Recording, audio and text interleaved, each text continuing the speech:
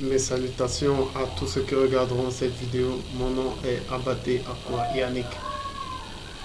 Je viens auprès de vous en ce moment que le Père dans sa grâce immense rend encore disponible. C'est pour partager avec vous la parole. La parole qui est esprit et vie. La parole qui vit en toutes choses. La parole elle est spirituelle. La parole change l'homme spirituellement et lui accorde une vie spirituelle. Le Christ, loin de Dieu, qui est la parole faite chair, lorsqu'il était déjà sur cette terre, il disait qu'un temps viendra où le Père aura des adorateurs en esprit et en vérité. Des adorateurs qui naîtront de l'esprit, selon une nouvelle naissance spirituelle, et non de la chair et du sang. Aujourd'hui donc, nous allons partager cette parole. Mais avant de commencer, nous rendons grâce au Père de toutes choses, par lequel nous sommes vivants. Nous ne le connaissons pas et nous ne connaissons pas son dessein, car nous ne sommes que des humains. Mais nous le rendons grâce, car par sa parole, il nous permet d'être en relation avec lui. Par sa parole, nous avons le salut. Par sa parole, nous sommes pardonnés de nos fautes. Par sa parole, nous avons l'espérance de le voir un jour, en ayant revêtu nos enveloppes célestes, en ayant revêtu le spirituel. Parce que le premier, c'est le physique et après vient le spirituel. Mais sur cette terre, nous sommes physiques. Nous rendons grâce au Père pour cette chose. Nous rendons grâce au Père avant toute chose pour nous avoir attirés à sa parole à Jésus-Christ. Car de nous-mêmes, nous ne pouvions pas. Il nous a permis d'être trouvés sans que nous n'ayons cherché. Il nous a permis d'être sauvés par sa grâce en nous pointant et en nous élisant. Ce n'est pas élection, ce n'est pas par nos efforts. Nous le rendons grâce et nous le bénissons éternellement.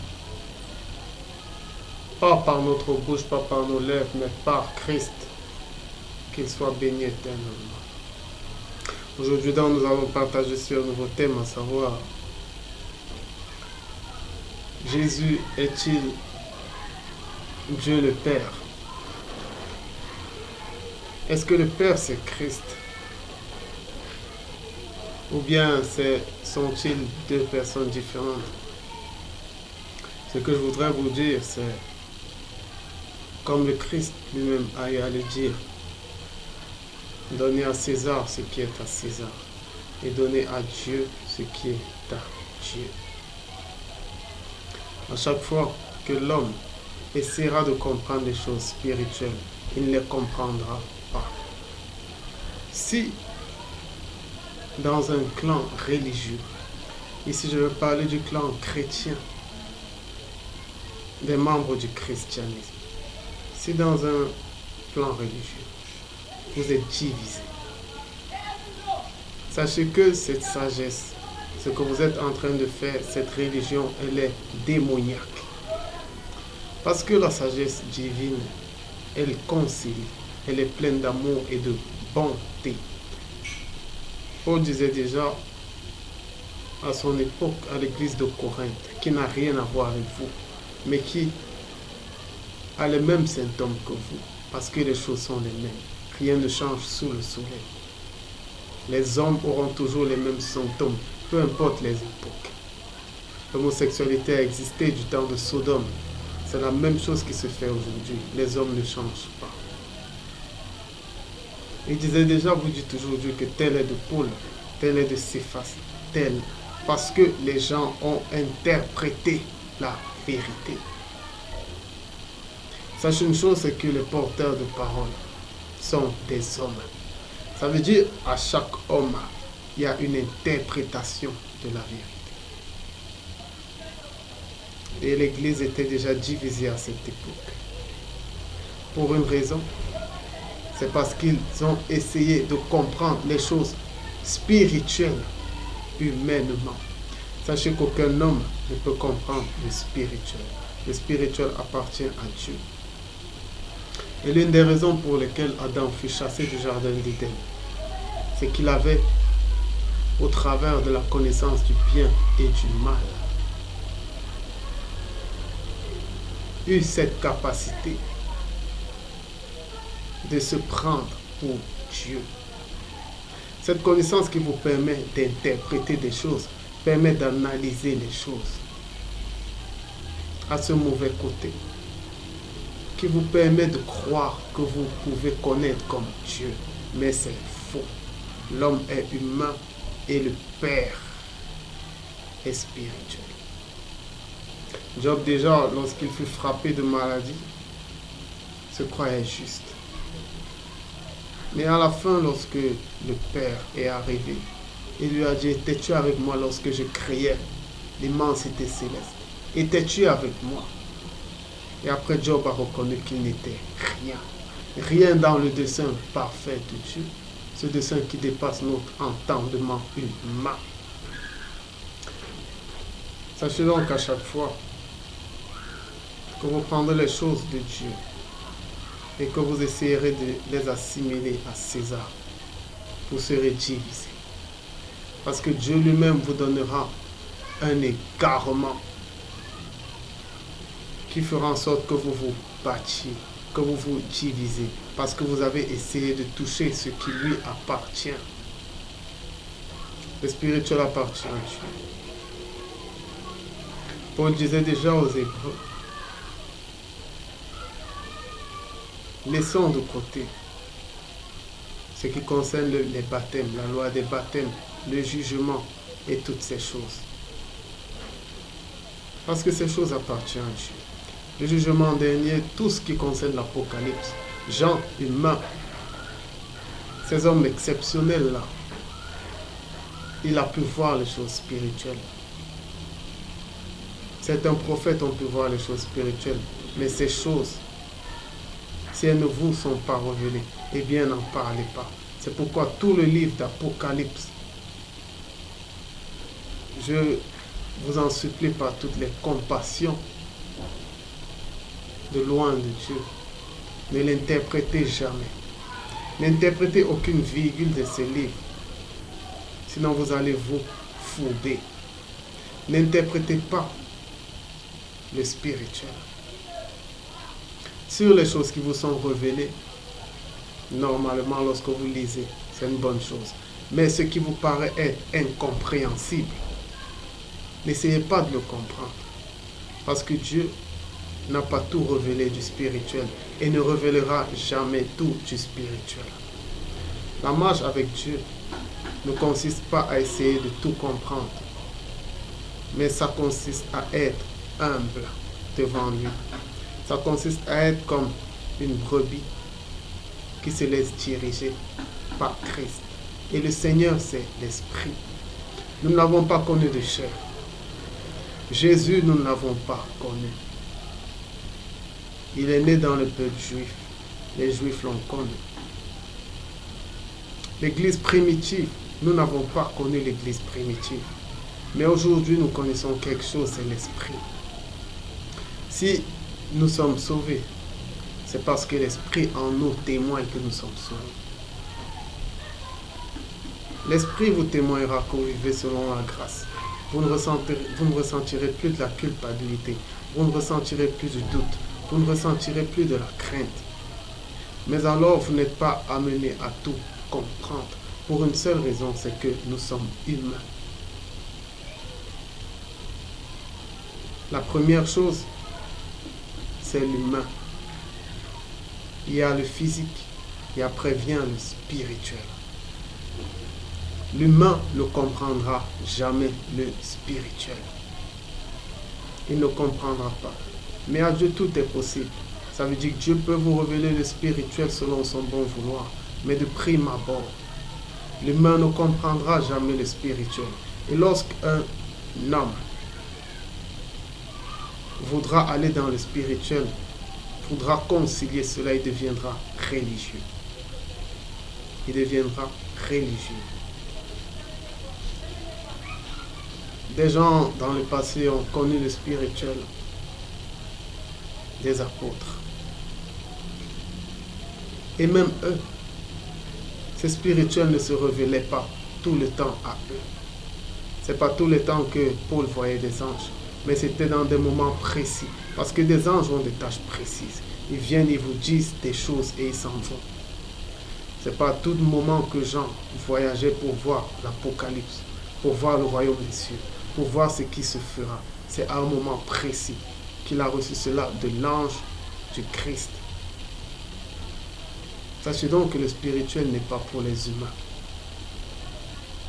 Dans la Bible, lorsque vous lisez les actes des apôtres, lorsque vous lisez les évangiles, ce sont des bribes de la vie de ces personnes. Qu'est-ce que ces personnes faisaient durant le reste du temps? Ces personnes vivaient comme des humains. Laissez le spirituel à Dieu. Et vous, contentez-vous de votre vie terrestre.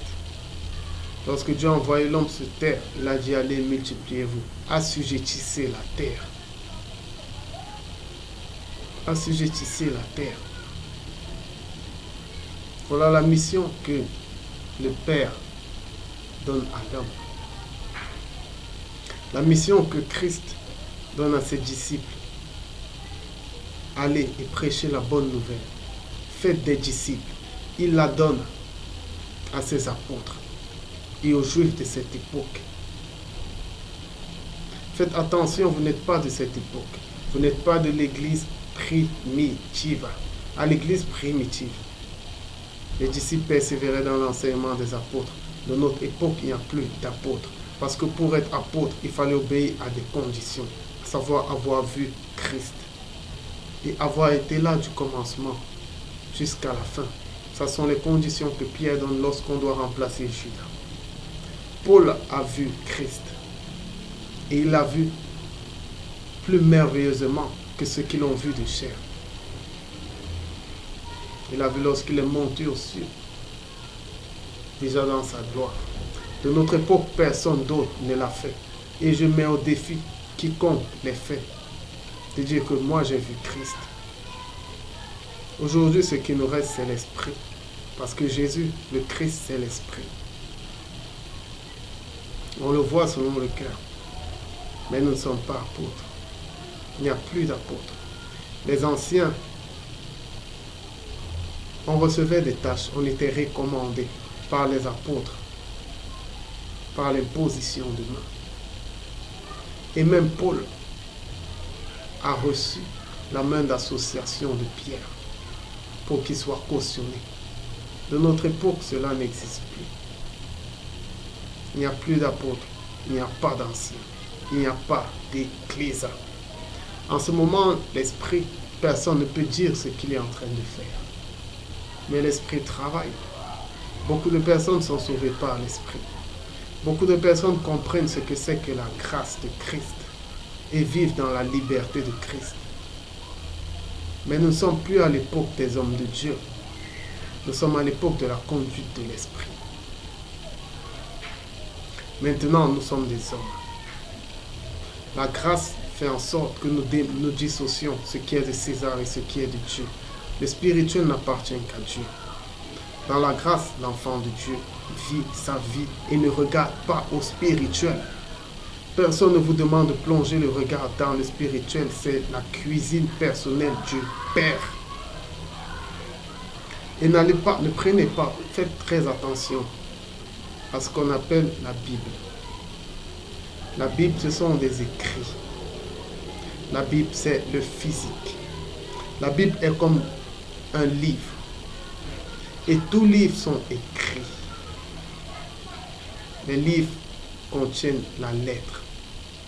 Et dans la lettre se trouve l'interprétation humaine. La Bible n'est pas spirituelle, elle est physique. Ce sont des écrits. Lorsque vous lisez la loi que vous avez en vous, la loi que Adam a reçue, qui lui a permis d'être intelligent, fait en sorte que vous vous mettez à interpréter. Vous essayez de comprendre selon votre intellect. Et l'humain qui me dira qu'il ne le fait pas, il est menteur. À chaque fois que vous lisez la lettre, sans vous en rendre compte, c'est votre intelligence humaine qui essaie de vous faire comprendre la Bible. Et là, vous serez toujours amené à interpréter. Et même si vous-même, vous ne le faites pas, vous irez voir un homme et il vous parlera selon son interprétation. Et les interprétations diffèrent. C'est pourquoi il y a des disputes et des querelles. Laissez le spirituel à Dieu. Il est bon pour vous de marcher par l'esprit, de vous confier à l'esprit de Dieu, au lieu de vous confier à la Bible. Je répète, il est mieux pour vous de vous confier à la parole qui est esprit, que de vous confier à la Bible qui est physique. Parce qu'il y a beaucoup de pourcentage pour que la Bible, vous l'interprétez selon votre raison et vous soyez égarés. Les choses spirituelles appartiennent à Dieu. Vous, hommes, vivez votre vie physique. Seul l'esprit dispose le cœur à recevoir la vérité. L'esprit n'a pas besoin de votre consentement. Lorsque Dieu vous fait grâce, lorsqu'il vous sauve, lui-même vous conduira. Nous sommes humains, Dieu est esprit. Seule la parole de Dieu intercède pour nous. Nous ne savons même pas quand Christ prie pour nous. Nous ne savons même pas quand Christ nous instruit, mais nous ressentons ça dans le cœur. C'est comme un père et son enfant. Lorsque des gens disent est-ce que Jésus est Dieu ou bien est-ce qu'il est fils de Dieu? Ça, ce sont des questions spirituelles. Sachez qu'à chaque fois que vous ne comprendrez pas des choses, c'est parce que l'Esprit ne veut pas que vous les compreniez. Et alors vous devez obéir. Vous n'êtes pas obligé de tout comprendre. C'est cette loi en vous. C'est la loi. Le premier porteur de la loi, c'était Lucifer. À chaque fois que vous portez la loi, vous devenez le diable et Satan. C'est cette loi en vous qui vous tente et qui veut que vous connaissiez ces choses, que vous obteniez des réponses du spirituel.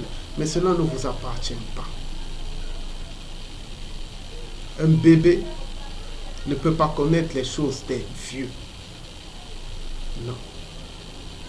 Un humain ne peut pas connaître les choses de Dieu. Et à chaque fois que vous interpréterez la lettre, ce sera votre sagesse humaine. Ce ne sera pas l'esprit. L'esprit marche selon la volonté de Dieu. L'homme marche selon sa volonté humaine. Alors laissez l'esprit travailler pour Dieu et vivez votre vie humaine.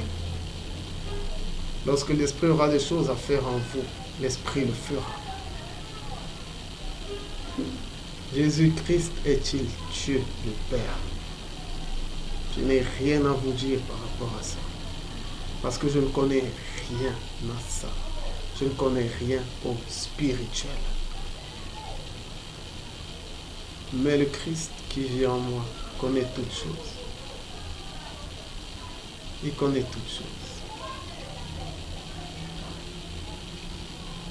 Il connaît toutes choses. Mais le plus important même, ce n'est pas la connaissance. Le plus important sont les fruits de l'esprit. Le plus important, c'est l'amour.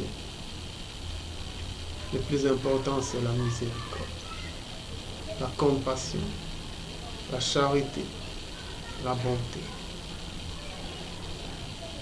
Maintenant, ceux qui veulent connaître, continuez à vous enliser dans les disputes et les querelles. Sachez que ces questionnements n'obtiendront jamais de réponse. Parce que ce n'est pas à cela que vous êtes poussés. Vous êtes poussés à l'amour. L'amour, c'est le lien de la perfection. Il n'y a rien dans cette connaissance vaine que vous cherchez. Cherchez les fruits de l'esprit. Et ces fruits même, on ne les cherche pas. Parce que ce sont des dons de Dieu. Dans la religion, on vous demande de chercher. Mais dans la grâce, Dieu donne. Il donne. Mais avant de donner, vous passerez par la douleur. Parce que lorsqu'on doit vous donner des choses, il faut qu'on arrache les anciennes choses pour poser les nouvelles. et vous passerez par la douleur. C'est pourquoi nous sommes des êtres de souffrance. Comme le Christ était un être habitué à la souffrance. Christ est habitué à la souffrance. Alors ne cherchez pas des réponses aux questions qui ne vous sont pas posées, aux questions qui ne vous servent à rien. Mais le plus important, acceptez la grâce. Lorsqu'elle vient, humiliez-vous devant la parole. Et alors vous vivrez librement. Laissez les questions d'ordre religieux, le baptême, le jugement dernier. Qui est sauvé? Comment est-on sauvé? Ça ne vous appartient pas. La foi est un don. L'amour est un don. Don signifie qu'on ne fait aucun effort, mais cela nous est donné gratuitement. La religion nous a trompés. On veut connaître des choses que nous ne comprendrons jamais. Si vous vivez par l'esprit et qu'il y a des questionnements auxquels vous n'avez pas de réponse, ce n'est pas à un homme que vous devez demander la réponse. Le premier homme, c'est vous-même. Ce n'est pas à vous-même que vous devez demander la réponse. Parce qu'à chaque fois que vous essayerez, votre intelligence humaine prendra le relais et ce ne sera plus Dieu. La réponse que vous obtiendrez viendra de la chair et non de l'esprit. Alors si vous n'avez pas de réponse, glorifiez Dieu et avancez.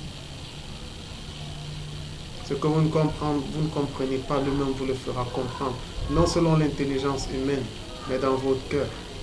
La compréhension du cœur n'est pas la compréhension du cerveau. La vue du cœur n'est pas la vue du cerveau. Le cœur a des oreilles, le cœur a des yeux, qui ne sont pas les yeux physiques et les yeux et les oreilles physiques, mais qui sont spirituels. J'en ai terminé avec cet enseignement, j'espère qu'il a pu édifier. Sachons que à cette question, Jésus est-il Dieu le Père? Il n'y a aucune réponse. Et il n'y aura jamais aucune réponse. Parce que nous sommes humains. Lorsque nous quittons cette enveloppe physique, eh bien nous saurons. Mais tant que nous sommes humains, il n'y aura pas de réponse. Et vous qui continuerez à vous accrocher à ces questions sans réponse, vous continuerez à vous disputer, à vous quereller jusqu'à la fin. Et vous n'aurez pas vécu une vie spirituelle, une vie d'amour. Vous n'aurez vécu que des choses charnelles et terrestres. Et vous aurez été religieux. Alors, embrassons Christ. Gardons les yeux fixés sur Christ, c'est le plus important. Et vivons selon la grâce. La grâce qui nous permet de savoir que l'agneau de Dieu a lavé nos péchés. Nous n'avons plus besoin de nous culpabiliser dans tout ce que nous faisons. Mais nous devons vivre librement. Nous ne connaissons plus ni bien ni mal. Et nous nous reprochons de rien. Parce que nous savons que Christ vit en nous. Christ intercède pour nous. Nous sommes sauvés non par nos œuvres, non par notre sanctification, non par notre baptême, non par ce que nous croyons être bien comme mal, non par le fait de savoir que Jésus est Dieu ou n'est pas Dieu, non par le fait de croire à la Trinité ou pas à la Trinité. Non. Nous sommes sauvés parce que Dieu l'a voulu ainsi et parce qu'il nous a permis de comprendre la grâce en Christ, son nom, en son Fils. Soyez bénis et continuez à marcher. Ne regardez pas la religion, ne regardez pas au monde, ne regardez pas aux hommes, parce qu'on ne se confie pas à l'homme, mais seulement en Dieu. Je ne suis pas votre prophète, je ne suis pas votre apôtre, et moi aussi je peux vous décevoir parce que je ne suis qu'un homme. Alors confiez-vous à Dieu. Confiez-vous dans la grâce. Ayez foi. Peu importe les obstacles. Si vous êtes sur un lit d'hôpital, que vous que vous ayez tous les problèmes du monde, que votre loyer vous n'arrivez plus à le payer, que vous êtes prêt de sortir, que votre mari vous maltraite, que votre femme vous maltraite, que vous soyez célibataire, que vous n'ayez pas de femme, que vous n'ayez pas d'enfant, que vous soyez pauvre et endetté. Si vous avez cru en Christ, sachez que c'est lui qui permet que vous soyez en cette situation. Et ne prenez pas ça comme mal, parce qu'il n'y a plus ni bien ni mal dans la grâce. Mais prenez ça comme ce qui doit être, et qu'il soit fait selon la volonté du Père. Le physique est physique et le spirituel est spirituel. N'essayez pas de comprendre des choses spirituelles physiquement. Sinon, à chaque fois, vous baisserez les bras. Si vous prenez la maladie, selon le physique, c'est douloureux, c'est mal. Mais une maladie dans le spirituel peut vous conduire à des choses plus grandes. La mort elle-même conduit ceux qui ont vécu en Christ dans les choses plus grandes. Mais la mort fait peur à la chair. Alors ne mélangeons pas le physique et le spirituel. Les choses spirituelles restent au spirituel. Les questions spirituelles restent au spirituel. Vivez votre vie physique. Au lieu de prendre 10 heures dans vos églises, occupez-vous de vos familles. Vous les femmes qui passent votre temps à les louer, à les prier religieusement et qui laissent vos maris, qui les abandonnent, eh bien, ce n'est pas la volonté de Dieu. Vous croyez que vous êtes spirituel, mais vous ne l'êtes pas. Ce que Dieu vous demande, c'est d'être de bonnes femmes, c'est d'être de bons maris, c'est d'être des enfants obéissants. Vivez votre vie physique. Le spirituel, Dieu s'en charge. Bien que ce spirituel influera sur votre vie physique. Ce n'est pas à vous de faire des efforts dans le spirituel. Parce que Christ est le seul médiateur du spirituel avec le Père.